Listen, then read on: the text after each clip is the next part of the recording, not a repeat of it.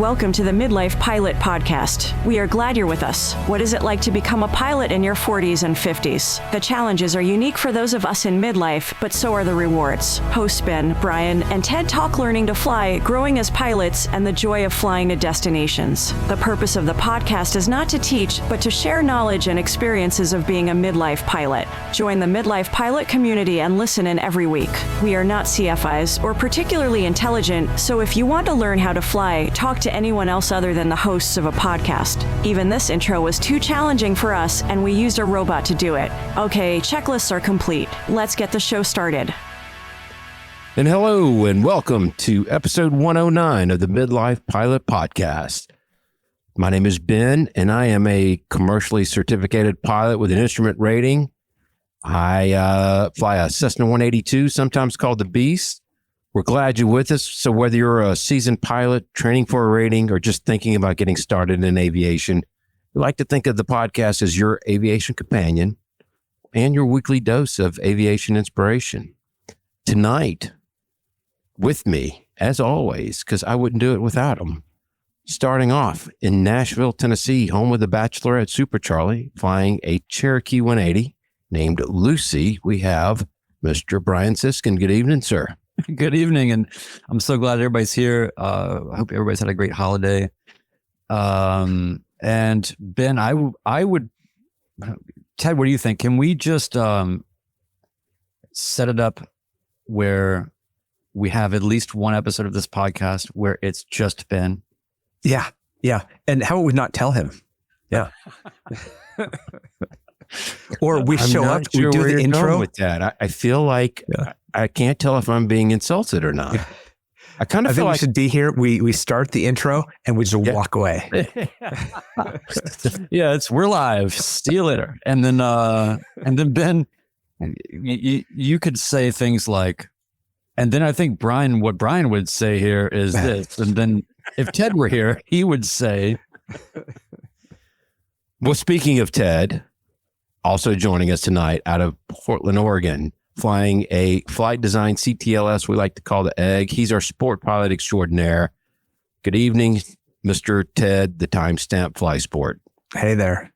Yeah, hey nice to be here. Yeah. Glad to have you tonight. Episode 109. It's all about the whiskey and maybe a little bit about Texas. What do y'all think? Sounds good. I think maybe before we get into events and announcements, Brian, let's go ahead and take the housekeeping and knock that out, and then we can kind of launch into everything else. Is that all right with you? yes. What did we call it last week? The belly wash? The belly wash. Really like that.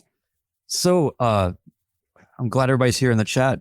We're grateful for you guys all listening, making this the best pilot community that we know of. Positive space where we share everything from training experiences, shared personal minimums, tackle ownership challenges, review flight plans, and best of all, make new aviation friends. By the way, one of the things I saw in the Discord, we'll get to the Discord in a minute, but when we're talking about reviewing flight plans together and all that, one of the coolest things about the Discord is we have a section just dedicated to no-go decisions, which we always applaud. And I got a great little tidbit in there today. I forget who it was. I'll have to go back and look, but it was, have to go back and look, but it was, the tip was when you're making the weather decision for a flight that's perhaps on the edge, go ahead and take screenshots of everything that you saw. And then, especially when you make a no-go decision, you can go and see what the weather ended up being. And then kind of based on your projections and all that, you can do a debrief kind of comparison of what sort of happened or didn't happen, even though you didn't go. Yeah, it's kind of like comparing the prediction to what actually happened, or taking your bet on the sports ball game and the final score. That was that was a Trinidad pilot. Yes, Trinidad pilot. Yeah, yes. Thank you for that. So yes, you can connect with us. Join our Patreon community from $1 a month. That is some arguable amount of money per episode. 24.3 cents or whatever we keep kind of dialing it down to. Hopefully this is worth 24 cents. Oh gosh. If not, We're putting in 20 cents worth of effort. I probably should. Yeah. All right. Access exclusive content, get access to the Discord community. 10% supports Freedom Aviation Network's anti-human trafficking efforts. Watch us live on YouTube, Mondays, 8 p.m. Eastern. Share your stories with us, your feedback, anything you want. midlifepilotpodcast@gmail.com. We read all the messages and you might even hear it on the show. For everything Midlife Pilot Podcast, community feedback, merch, and more, visit midlifepilotpodcast.com. And I should also mention, we always forget to ask for reviews, but they really do help us. If you can get Apple Places and all the things and leave 5-star reviews, that actually is massive. And we're terrible at reminding people to do that. So, yeah. All right. Yeah. I want to do a quick catch up on what we've been flying before you at the events and announcements. And we have somebody in our chat, Trinidad pilot, who left that comment in the go, no go decision. I had posted in there, the Beast got a detailed and then a ceramic coat put on it. And really great guy who did it. And his name happens to be John M. Okay. Which is also shares the same name as Trinidad pilot, John M. And so when he calls us to say, hey, the plane's, we're going to, put it in the hangar on Thursday to be done by Friday, I had gotten the email notifying that he had joined us on Patreon. And I'm like, okay, it's kind of a common name, but that was just too close together. It was just too coincidental. So it's by the way, did you support us on Patreon? He goes, what's Patreon? Yeah. So I thought it was kind of funny. I was like, oh, never mind. Anyway, thank you, John M. I do now know that it's not the same. And as far as flying, I did take up, Evan and I went up and went to Greene County, Georgia, Charlie Papa. It's near a Ritz-Carlton resort that's out in the middle of nowhere, but it's beautiful. And so there's a lot of jet traffic that comes in there. And I had never been there. It was an awesome FBO.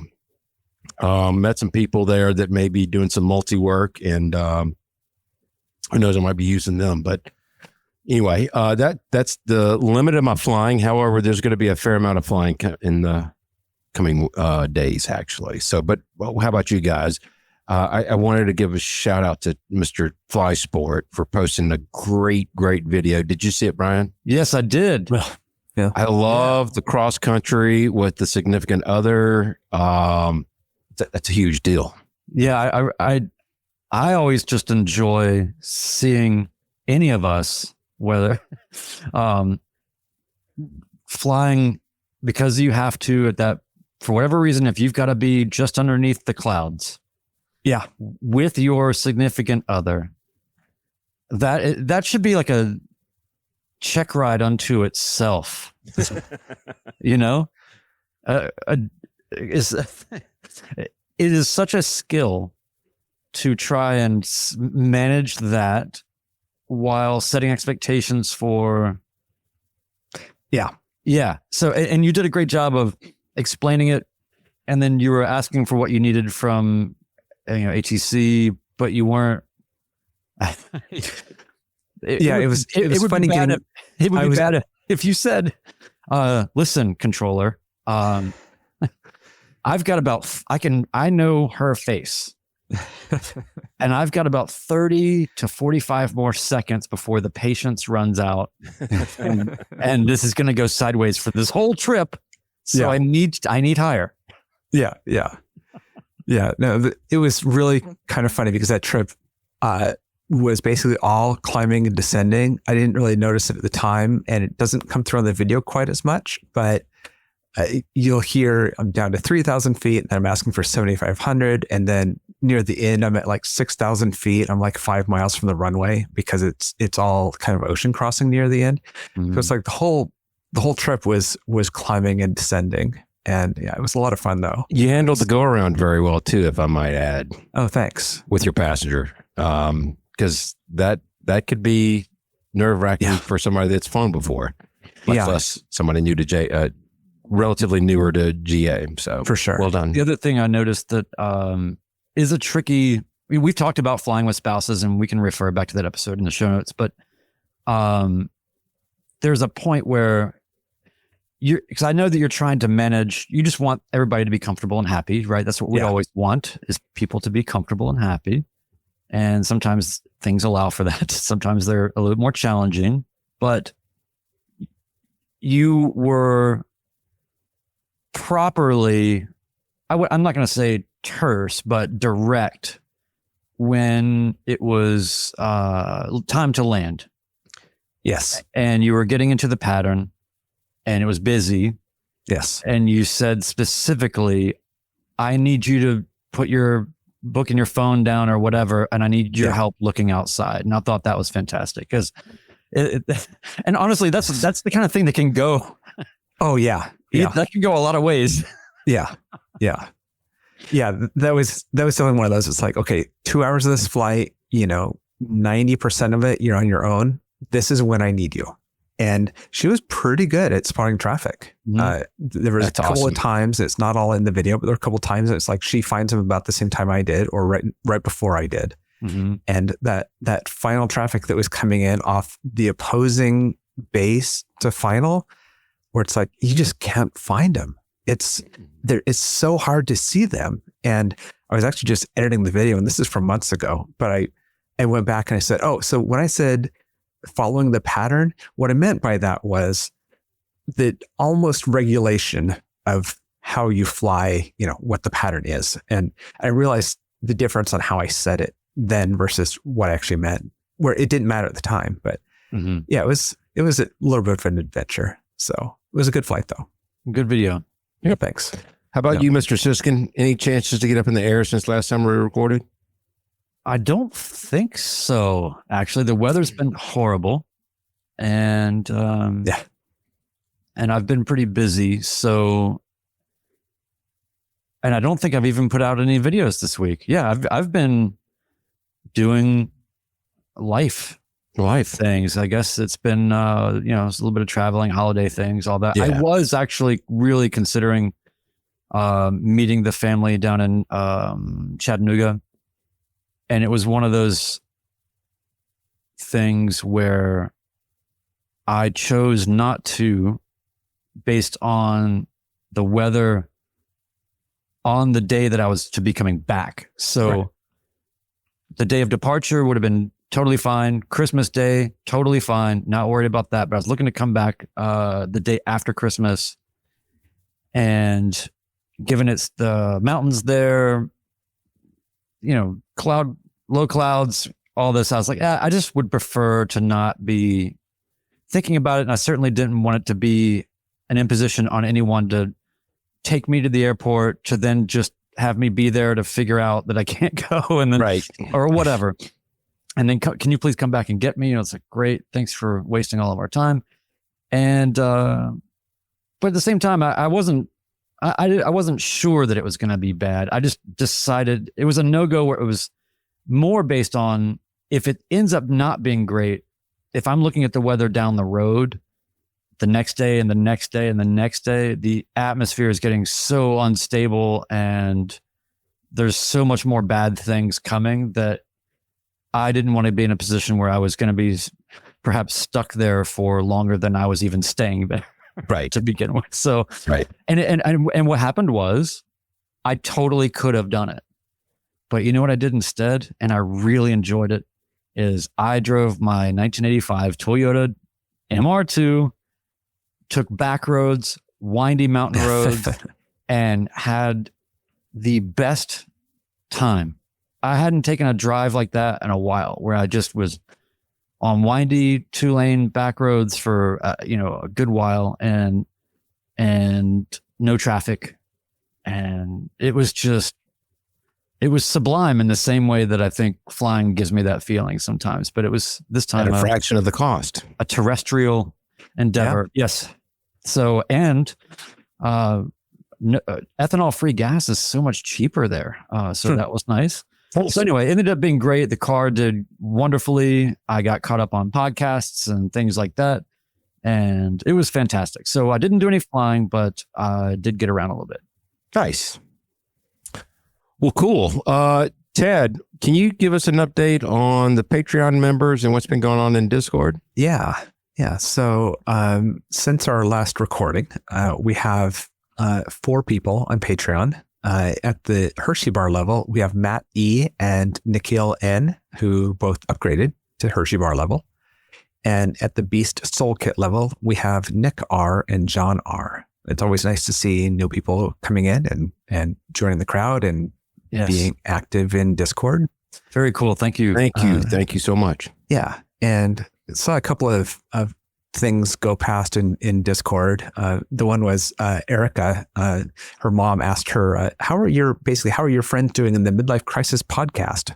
It's like Midlife Crisis podcast. Okay. And that's Erica Gilbert of Aerosafe Aviation. Thank you. For those of you listening in the audience who may not know, she's got a great YouTube channel, goes into details with weather, but she's been a friend of the show. We've had her on, I think at least once or twice. And I completely identified with her comment as the Midlife Crisis podcast. Yeah, there's some great replies in there. We had somebody that detailed their experience with carb icing, actually having carb icing and how it felt and their realization of what was going on. And that's always good.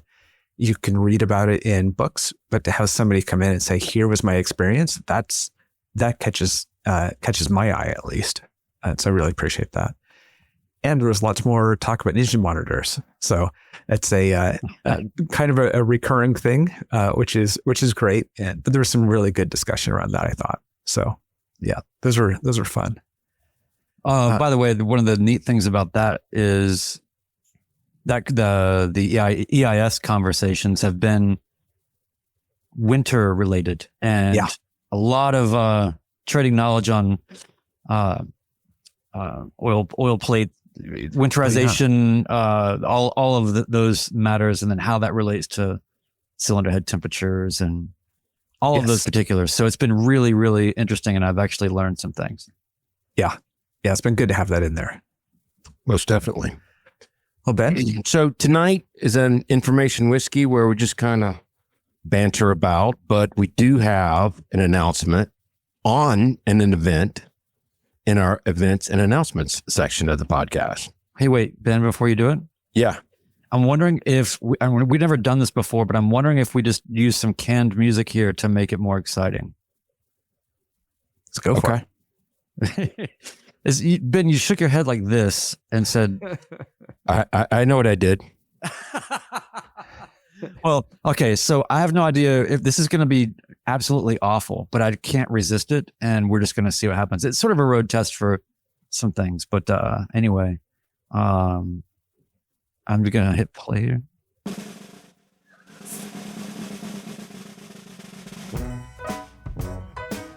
Ben, you have an announcement? Perfect. Thank you.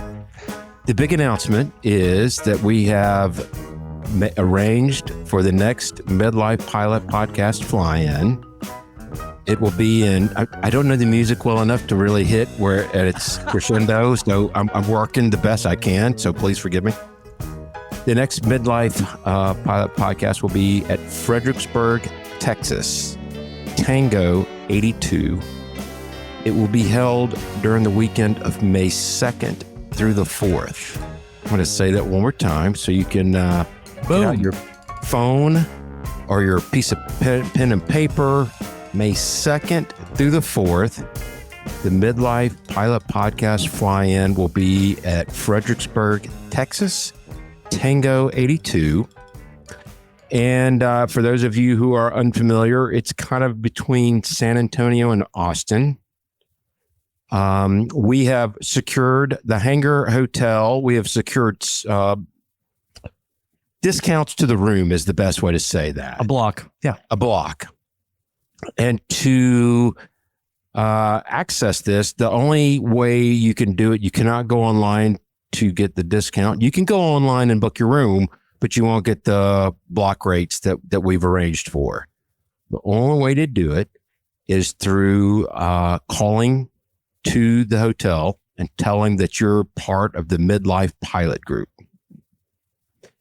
And with that, we'll have everything is on our website or will be posted. Is it there yet? It is there. Everybody can go there now. You just go to midlifepilotpodcast.com and you will see the way to the page that has all of this information to great, excruciating levels of detail.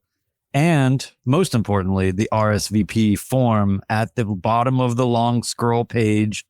It's like a terms of service. You got to see everything that's going on before you can raise your hand and say that you're coming. But sorry, I don't mean to cut you off, Ben. No, that's fine. I'm glad you got to that. The Hangar Hotel, it is on the airport, and Fredericksburg is a great, cool town that's just a couple of miles away with breweries and restaurants and everything. So here's the deal. You get a discount if you use our code. We have a block of rooms. When they're out, they're out. It's on a first come, first served basis. And we've gone, the staff has been really awesome to work with. Yeah. For example, book your rooms now. If you have to cancel, you have 48 hours to cancel for a full refund. And then they went as far to say that if you're a VFR pilot and you can't go the day of, then they will give you a refund if you can't get in due to weather. I mean, they're willing to work with us in a lot of different ways.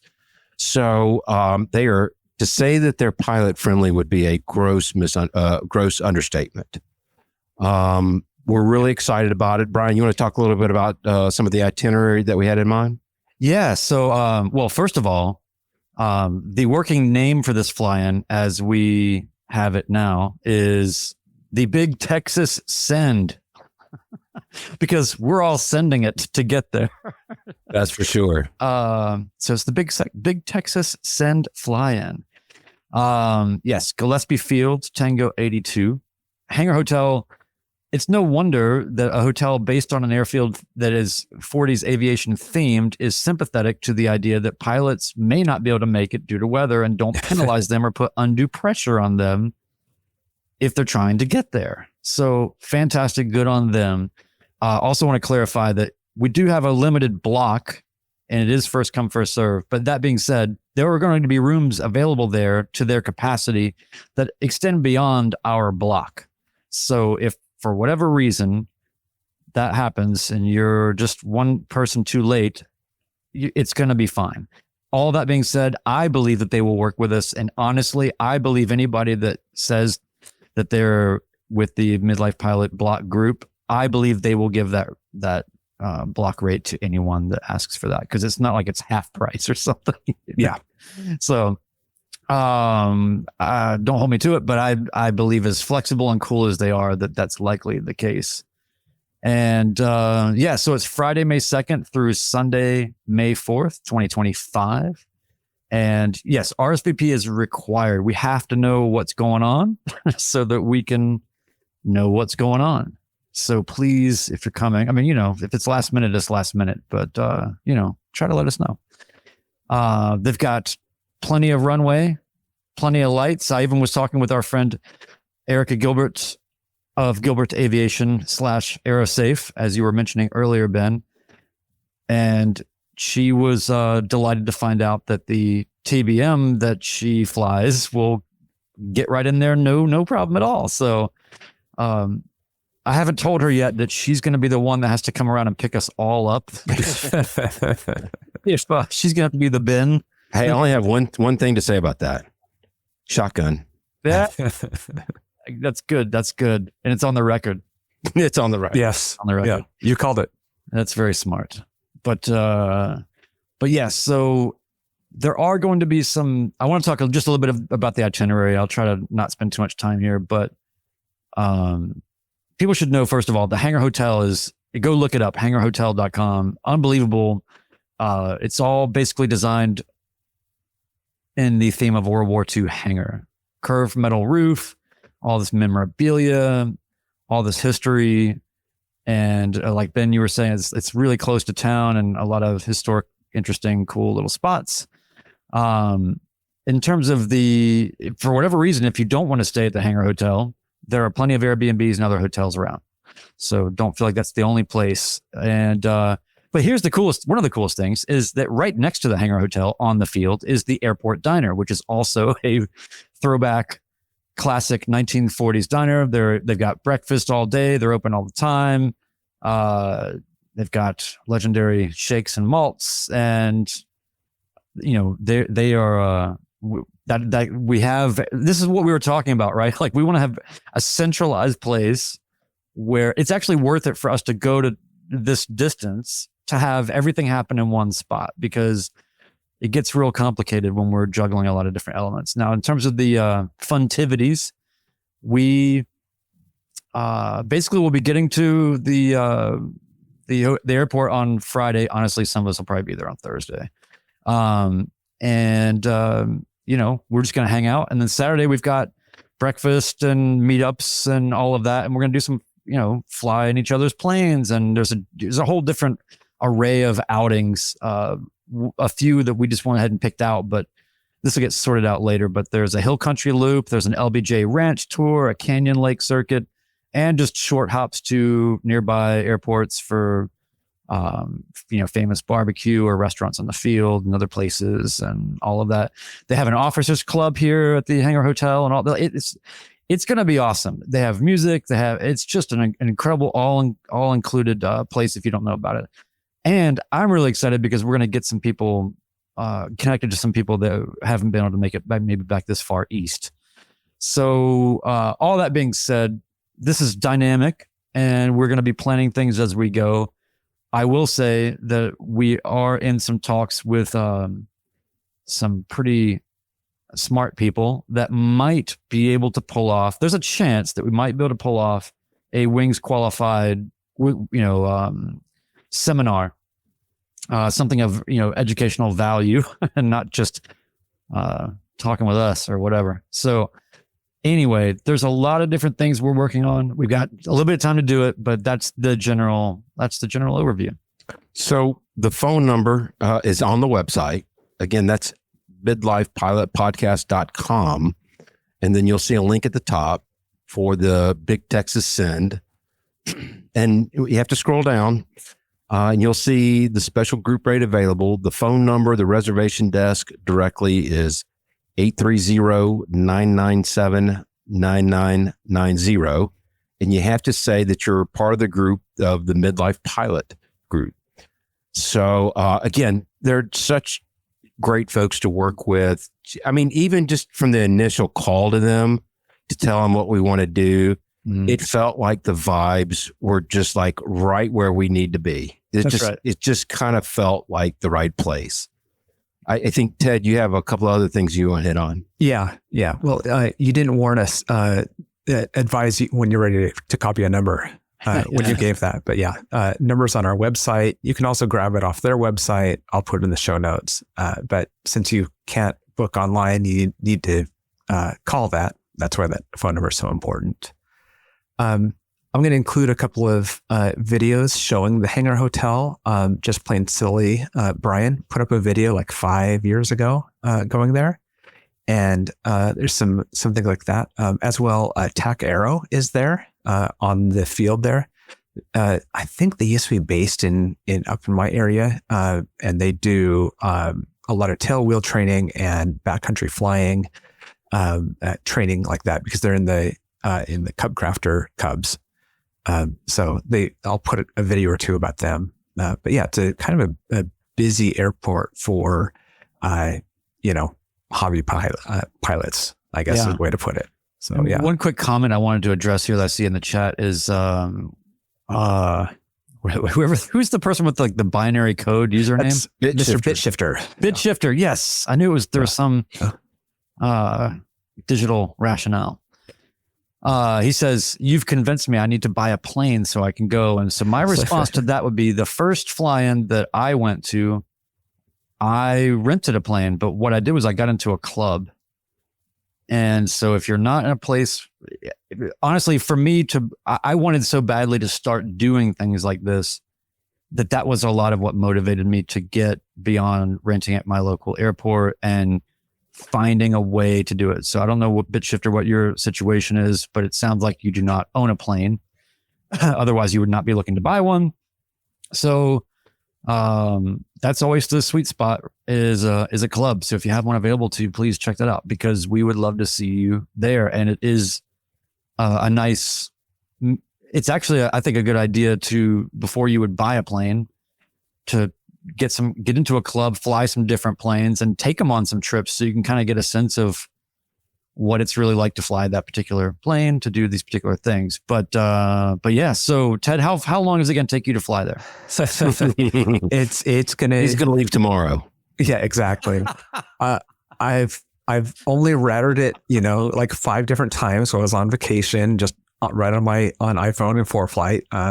But I've got a couple different routes, and they're all going to be 16-ish hours, which is pretty much the case no matter where I go. Ironically, it's about the same distance or time that it takes to get to Nashville. So I'm so sorry you're going to have to stop for fuel once. Yeah, that's actually part of the routing is because of that. So, hey, PSA or request, if anybody is in Arizona and can help me with getting MoGas at an airport, if you know somebody who has gas cans at an airport, please let me know. Oh, we've got listeners out there. That's why I'm saying it. There you just are none. Some to the side of your plane. Yeah. Yes.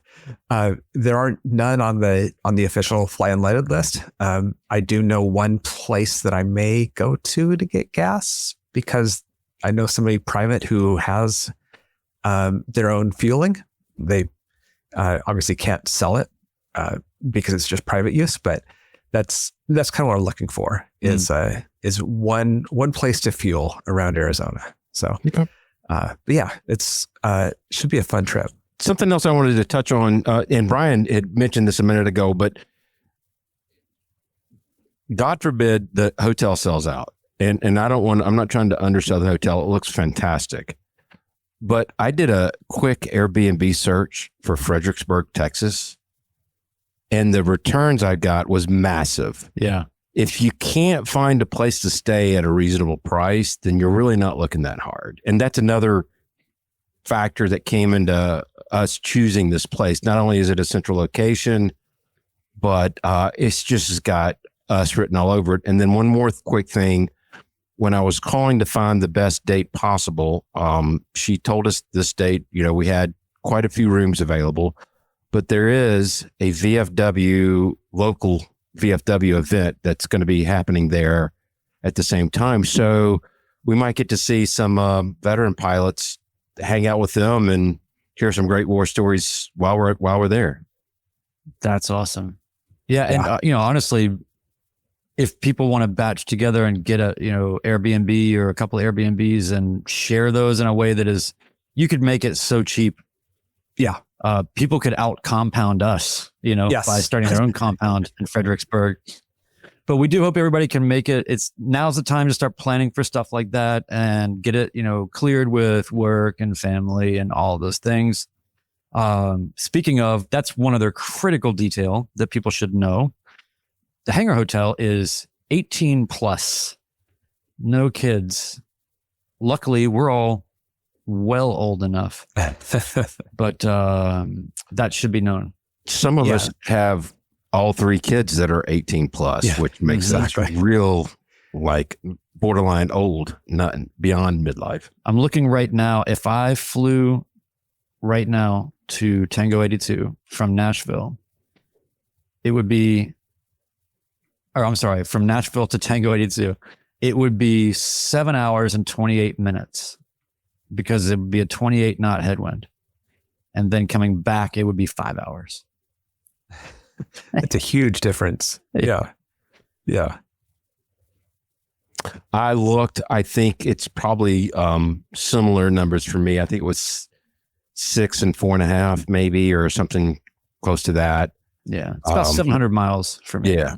So yeah, I looked it up, and the longest way, which would be going basically past Grizzly's house on the way, which is basically going all the way south and then all the way east instead of cutting through in any way.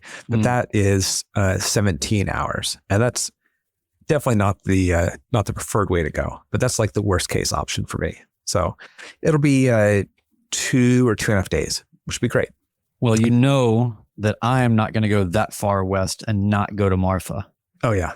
So I am absolutely going to be either for days before or days after. I'm not sure which.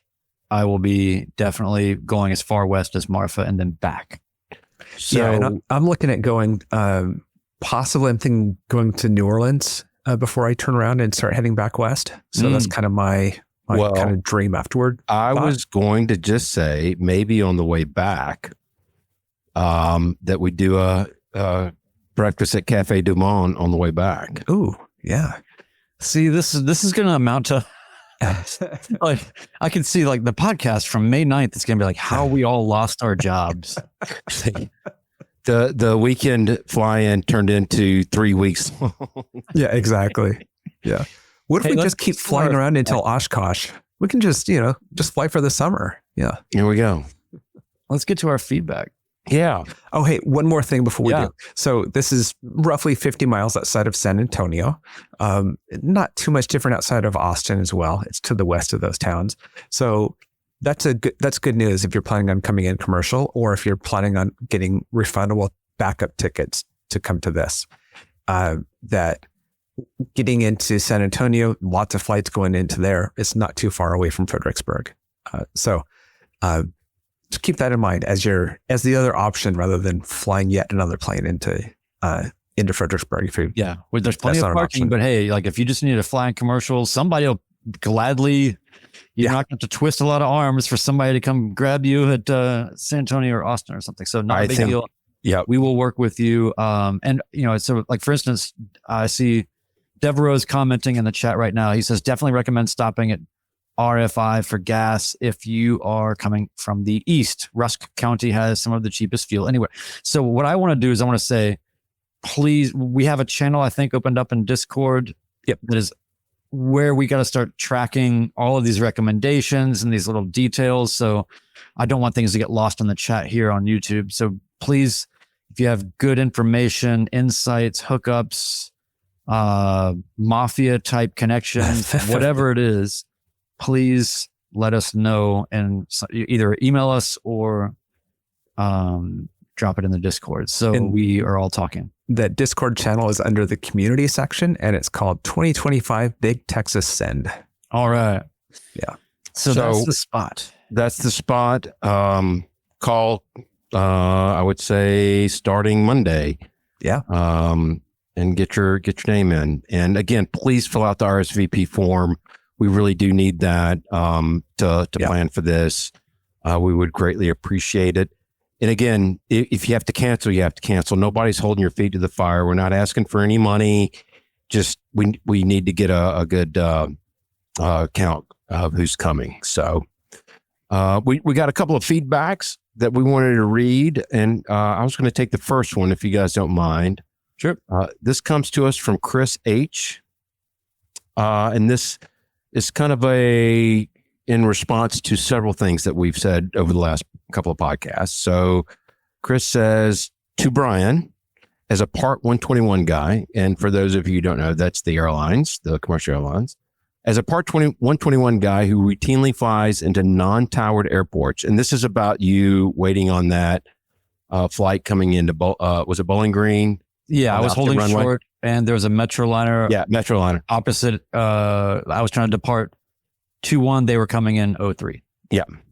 So he says, as a guy who routinely flies into non-towered airports with 115 souls behind me, thank you for making the perfect decision and waiting for the Metroliner. I've been the guy on approach wondering, what WTF is this guy doing? As the 170 blasts off right into our face, I hope these cockpit voice recorders never need to be pulled. I'll be in some hot water. To Ted, he says, from the same episode, remember what the ATC guests you guys have had on told you. It's not a staffing problem at your airport. It's a volume problem. Yes. And lastly, to me, he says, when I was going through my military flight training, I had an instructor that busted out laughing on my downwind to final turn. I asked why. He said, I've never seen a student screw up every approach so badly and make such great landings out of it. To this day, I don't know if that was a compliment or an insult. Yeah. Signed, a perfectionist whose best days occasionally come within sight of mediocrity. So good. It was fantastic. I identify with everything that he says in there. That's fantastic. Brian, you got some feedback from some guy named Wendell Geek. Wendell Geek. Yeah. I mean, he's I think that he has mastered reincarnation or something. I feel like he can be present in through so many mediums and places simultaneously. I don't know. There's something mystical about Wendell Geek. I think it's a ruse. So yes, great feedback, by the way, on that. I'm happy to be, for somebody to say, hey, you did the right thing. I mean, because it did, we always have questions about that. But I really, when you're in a non-towered in a non-towered environment, giving way to people on instrument approaches is something you've got to be on top of. All right. From Mr. Wendell Geek. Hi, guys. Like he doesn't know us. Hi, guys. In episode 108, you guys talked about failing upward. And I heard Ben say, quote, "It was embarrassing, but no one was hurt, and I didn't bend the airplane." Well, I did bend my airplane. I know that all three of you know this already from the conversations in Discord, but I've been hesitant to share it officially on the podcast. It happened over 6 months ago, and the overwhelming negative emotion from that event is only now starting to subside. Short version of what happened. I was taxiing around an by the way, I need to say, this is a long feedback. This is not my story. This is Wendell Geek's story. So if somebody's not paying attention and then they kind of chime back in, I don't want people to think, has Brian called the FAA? This is not me. This is our good friend, Mark. Wendell Geek. Okay. So he says, short version of what happened. I was taxiing around an unfamiliar airport, and despite having reviewed airport maps and satellite images, it's difficult to get an idea of how cramped an airport is without being there. True. I was trying to park in the last available spot, and I lost track of my wingspan and ran the left wing into a concrete pole. Dum-dum. My immediate reaction was get my passenger out and away from the airplane and find someone at the airport to help.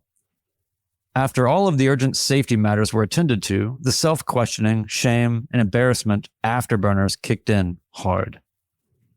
I have, from the beginning of starting my flight training, made a promise to myself. I will quit flying long before I am a danger to myself or others. I honestly think I annoyed a couple of my CFIs with this.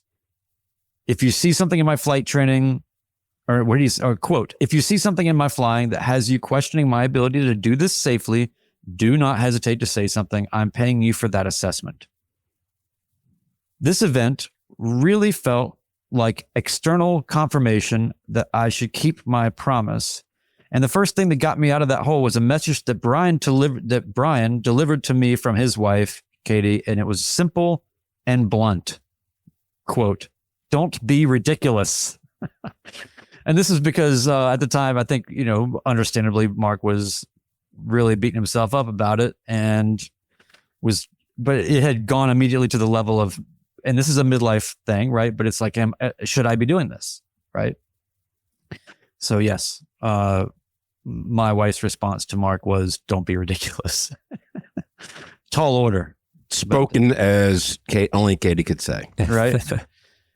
That started me on a path to try and at least make something constructive out of the experience. I decided to document everything that happened as I went through the repairs. I put forth a plan. When steps in that plan were completed, I documented how it went and what happened. If there was a delay, I documented that too. I gave descriptions of how things went with AOPA Pilot Protection Services. I talked about the things insurance asked and how it all worked. My hope was for that thread to become a resource if anyone should ever bend their airplane. At least they then might be able to see what happened when I went through it.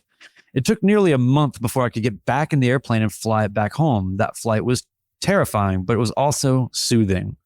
I hadn't suddenly lost the ability to flight plan or to take off or to talk to ATC. I could still land the airplane.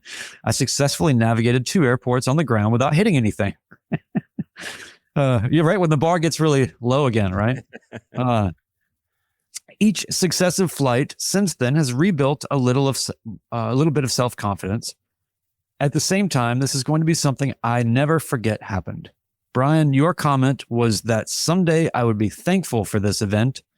I'm not there yet, but it has made me much more careful while taxiing. It's also renewed my fervor for filming and reviewing all of my flights to see if there's anything else I'm being too cavalier about.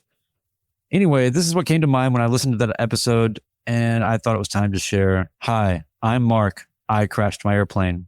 Hi, Mark. Hi, Mark. Hi, Mark. I keep thinking of the movie The Room.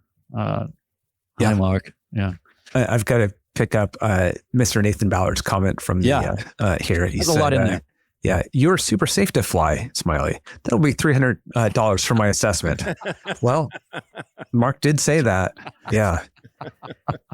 You know, I think of Mark seeing those pictures, and we don't mention it, even though we know it, because the point isn't to say, oh, look at what he did, right? And that's true of any kind of crash discussion that we have. The point isn't to point fingers at the person or to decide that you're better than them, they're worse than you, whatever. The point is, this could have been any one of us. 100%. And he's only unlucky for it to have been him. It could easily have been me in that same position. And that's my goal, at least, is to look at those situations and learn from them, and not kind of other the situation and say, well, you know, I mean, Mark's a different pilot than me, and I would never be looking down at something, you know. It's like, no, that this is so easy for it to be any one of us. So yeah, I really appreciate that he shared that. There is something to be said for the humility that he's shown. To me, that's a sign of a strong character, and I think you grow exponentially from coming forth with this stuff than if you were to hold it in and not say anything to anybody. So just my 2 cents. The only other thing I would add to it, that just to right size some of this, is that I think it's a little bit of a midlife tendency that we really analyze things. We've talked a lot about this. We tend to be perfectionists, as we've talked about in the recent episodes. And I think when he said something about, like, to make sure I'm not being too cavalier, I wouldn't characterize what happened as a result of cavalier. You know what I mean? I feel like that's almost like a little. Look, feel about it however you want to feel about it, but I'm just saying, to try to right size that feeling a little bit. It's a little hyperbolic emotionally, I feel like, but I think that that's good. At the same time, it's only going to amount to good things to take things that heavily and that seriously. But, you know, and we all have those things where it's, hey, chalk that up. The odds of that happening again are almost nil. Yeah, I understand the reaction, though. Yeah, especially because when it's a partnership plane. And it's also like, well, if I did this, imagine how easily I could have gotten into a bigger situation with whatever my level of judgment is. I see. So it's almost like if this could happen, what else could have happened? Yeah, that's at least how I kind of look at that. But kind of like I've left myself open, and that's just how it manifested. But it could have been in any other phase of flight or anything about anything. We're saying, wow, how unlucky that he hit his wing, and he's saying how lucky I am there was only my wing. So okay, I get that. Yeah. So we're talking about landings a little while ago, and there was a comment in Discord from John B. And I saved this a couple weeks ago. I wanted to read it. He said, took my 16-year-old up for the first time in a small plane. He was so nervous, and I was reticent as it was from a short runway. PA-28 did good. Not insignificant crosswind either, but he was up for it. He loved it. and even took the controls as I was trying to explain that planes love to fly, and that he absolutely loved it. ... And I had a great crosswind landing, one of my best. My son turned to me and said, "Dad, that was the smoothest landing I've had in a plane." It wasn't the smoothest, but I'll take it. I love this community and love flying in midlife to experience days like today. Great way to put it there. Love it. This is why we fly. Days like that. 100%. Days when you rent a plane to fly to Texas, whatever the case is, right? Remember that this is why you got into this. It wasn't to get through training, to get your ticket. It was for it to take you somewhere. And so, it's really easy to kind of get caught in those details, I think. Very, very cool. Ben, didn't you have one more feedback you wanted to read? I do. We got a email from the banjo pilot, and he offered this as maybe a mini topic. I thought it'd be a great opportunity to share it here. And I'll go ahead and read it, and then I'll shout my disclaimers, if you will. So this is from the banjo pilot. Hey guys, I hope you've all had a great holiday season so far. My question is about something Ben has mentioned a few times on the podcast, using his airplane to travel for meetings as part of his job. I am also in a job that requires me to travel a significant amount within a decently large territory. Right now, I fly commercially or drive. I'd love to start utilizing my club airplanes for this, when practical and weather permitting. Obviously, I don't want Ben disclosing anything that get him in trouble with the FAA. I mean, if you don't do anything wrong, I guess, but no, but he continues, but I would love to hear about how he's gone about navigating that, since it's travel that is incidental to his job. Thanks and happy holidays, banjo pilot.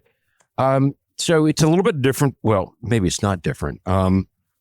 My travel is incidental. I do work for an insurance carrier, and I am using my airplane to get from point A to point B. It's not being used to make me money.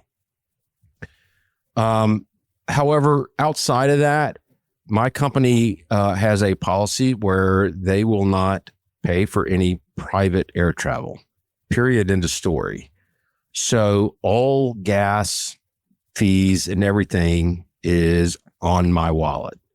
And I am perfectly fine with that, because anybody I know that I ask this question to, would you rather pay $200 and get from Savannah to Atlanta in 2 hours, or not pay $200 and have it take 5.5 hours while sitting in traffic?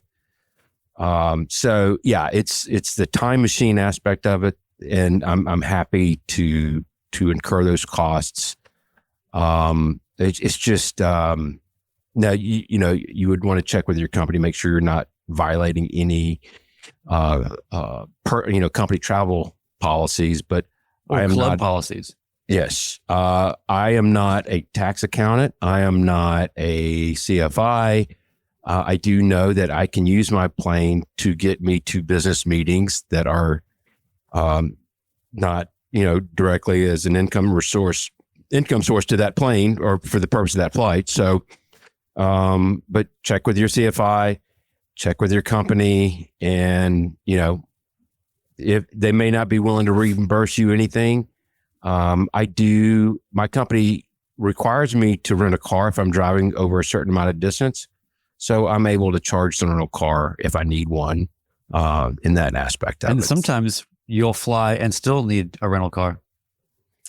Yeah, that's exactly what I'm saying. So when I go to Savannah for 3 days, you can't get a courtesy car for 3 days. So I will rent a car. No, I mean, like, your plane has to stay. Oh, yeah. Like a couple of weeks ago. That's exactly right. By the way, I had dinner with my partner, brother-in-law, and my sister. Terry and I did. And I failed to mention, and it was after the podcast that it occurred to me, he was supposed to have the plane the next day. And while it was in Athens,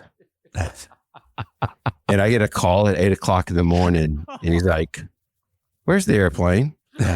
He called to make sure the airplane was topped off, and they called it back and said, "Mr. Stewart, the plane's not there." Yeah. So yeah, I got into a little hot water, and justifiably so. Now, he understood the purpose of why I left it where I did, but a heads up would have been really nice. At least, when you first told me that story, I just imagined him walking around, just like, what's happened here? It wasn't that bad, but he did wake up at 3:00 in the morning to take a really early flight, only to find out the train wasn't there. So, no, man. Anyway, you're a terrible plane partner. I am a horrible, horrible person. And then what does he do to exact revenge on you? He ceramic coats the plane. It's looking good. And everybody's been asked, is it flying faster? I don't know. Maybe. Yeah. Do you remember when you were a kid and your parents would take you to the mall or whatever and you'd get a new pair of sneakers and you'd run around in the store and you were trying to figure out which ones would make you run faster? Right. Yeah. It's like that sneak thing. Yeah. Yeah. I think there's something to it. I think really what it comes down to here is remember learning about your privileges for flying, private pilot privileges and limitations, 61-113, which is where it talks about incidental to business. AOPA talks about it in pilot protection services a little bit. There's plenty of places you can go to kind of decide what that term means to you and where you're willing to put that. That's right. Draw that line. And certainly Ben isn't doing it to earn money from flying. And that seems to be kind of the general consensus is if you could substitute a car for the plane isn't required here. And so that's, I think it's a great discussion. I'd love to hear where other people feel about it. Yeah. Please send us your feedback on any of these matters. By the way, definitely don't listen to guys on a podcast that just advertised that we're having a flying event called the Big Texas Send. And we're just going to send it to Texas. We are not the people that you should be counting on for any actual information of any kind. And if you're taking advice from us on this topic about incidental to business, make sure to cite that the episode is episode 109, Information Texas Whiskey. Exactly. That's right. You got your source from Information Texas Whiskey. You're doing this to yourself is what we're trying to say. Yes. Yeah. Well, and so the last thing I just want to mention real quick is, this is going to be, like I said, the whole fly-in itinerary and all of the details and the add-ons and the events and the things that is going to be coming together over the next few months. All that being said, I'm just going to let the folks here know now that there is actually a t-shirt live now in our merch store. Wow. I didn't even know this. I did not know this either. I hope you guys like it. Yeah. Doesn't matter if we do or don't. It's there. If you would like to get the shirt that Ben and Ted feel questionable about, you should do it right now. And it is the official Big Texas Send 2025 fly-in t-shirt. Yeah. And it's got our logo on the back, and on the front, it just says send it with a little Texas icon and Big Texas Send and the date and the location. So nice.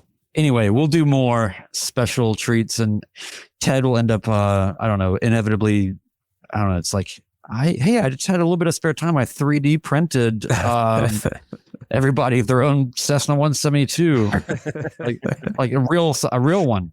Yeah. So there's one ideas. thing to wrap this up, especially about the fly-in. So we've had 5 of them now. Is that count correct? Not sure. Something like that. Every single time, there's this magic that happens. Yeah. Something doesn't go right, then everything goes right. It's very hard to explain, but there's some secret sauce that happens. And it's not something that we try to make something magical happen. It just does. That's right. Yeah. We rented a compound and it fell out from under our feet. And we ended up in this hotel and had a great time. There's something that happens. So, yeah, we're asking you to be a part of that. For ripping the stereo system apart at the hotel that was on the pool deck. Yeah. So if we, what you're saying, Ben, is even if we end up in a place we didn't ask to be, we will physically wreck it and adapt it to be whatever our taste is. And so we're going to have a good time or bust. We will, and there's been plenty of other meetups where we didn't have to wreck anything. So let's not go quite too far. But except for Mark's plane almost every time. But besides that, nothing gets wrecked. All we have to do is figure out who's going to pick Mark up. That's our biggest challenge. Well, I'm super excited, and it's not, it's good to have something to look forward to like that. It's good for living. Yeah. So we want to thank everybody in the chat. It's been a great, lively bunch. Thank you all for joining us. If you're listening to us on the audio version, please leave us a review. As Brian mentioned earlier, that really goes and helps us a lot. Tonight's bit of wisdom is in relation to the fly-in, and as to what I was just saying, you can't please everyone. And if you try, you're going to please no one. And that's kind of how things have floated along for us. So with that, anything else for the good of the order, gentlemen? No, just I want everybody to have a good, thanks for an awesome 2024. We didn't really do like a year in review. Yeah. So I just want to say thanks everybody for sticking with us. We've been really high paced this year and we've grown a lot. And it's been a lot. But we've had a fantastic 2024. And you guys are all the reasons why. And we just hope to keep delivering. Thanks for all the people that keep showing up for supporting us on Patreon and all these things. It really makes a massive difference. And we are working on, as much as we are talking about this fly-in, we have some possibly even bigger things that we're looking at potentially for 2025. And we will let you know. Anyway, my voice is giving out. But I wanted to say thanks to everybody. 2024 was awesome. And we expect 2025 to be equally, if not better, awesome. Absolutely. Wishing everybody out there the happiest and healthiest and prosperous new year for you. Signing off, episode 109 of the Midlife Pilot Podcast. Good night, everybody.